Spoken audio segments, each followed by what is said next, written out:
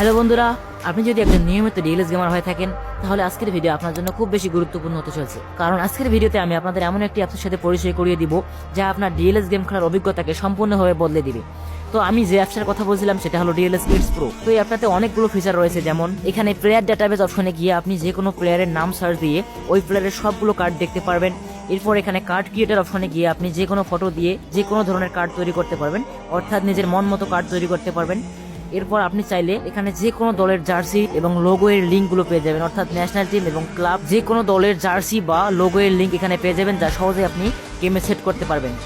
এরপর এখানে squad builder অপশনে গিয়ে আপনি চাইলে নিজের ইচ্ছা মতো স্কোয়াড তৈরি করতে পারবেন এবং দেখতে পারবেন স্কোয়াডটা কেমন হয়। এরপর আপনি চাইলে এখানেই কিন্তু যে কোনো প্লেয়ারকে ম্যাক্স করে দেখতে পারবেন। তো আজকের ভিডিওতে আমি এই ডিএলএস কিডস প্রো অ্যাপ এর বিস্তারিতভাবে আপনাদের সাথে আলোচনা করব।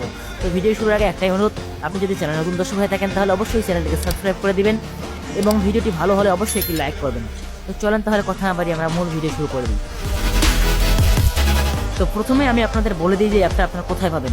তো এই অ্যাপটা কিন্তু প্লে স্টোরে অ্যাভেলেবল আছে, 100K প্লাস অর্থাৎ 1 লাখের উপরে কিন্তু এটি ডাউনলোড হয়েছে।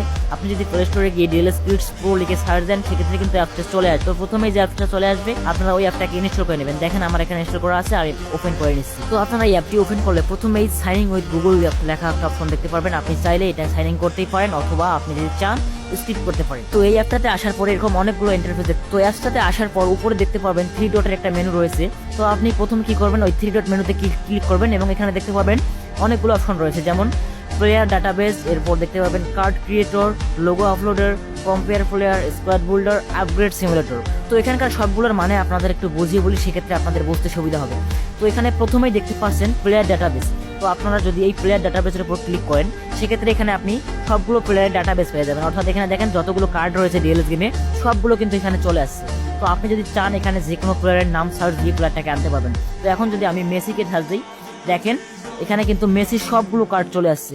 এখানে মেসি চ্যাম্পিয়ন কার্ড, এরপর world cup heroes card, champion card, মেসির সবগুলো কার্ড কিন্তু চলে আসছে। আবার যদি এভাবে রোনালদোর কার্ডটা সার্চ দিই সেক্ষেত্রে কিন্তু এখানে রোনালদোর সবগুলো কার্ড চলে আসবে। দেখেন আমি রোনালদো লিখে সার্চ দিলাম, এখানে দেখেন সবগুলো কার্ড কিন্তু চলে আসছে, 88, 87 এবং 82 দুইটা কার্ড সবগুলো কিন্তু এখানে চলে আসছে। তো প্লেয়ার ডাটাবেসের কাজ কি, এখানে আপনি চাইলে যে কোনো প্লেয়ারকে খুঁজে নিতে পারবেন। এখানে অনেকগুলো অপশন দেওয়া রয়েছে, যেমন প্লেয়ার কার্ড টাইপ, এখানে কোন ধরনের কার্ড আপনি চান সেটা দেখতে পারবেন।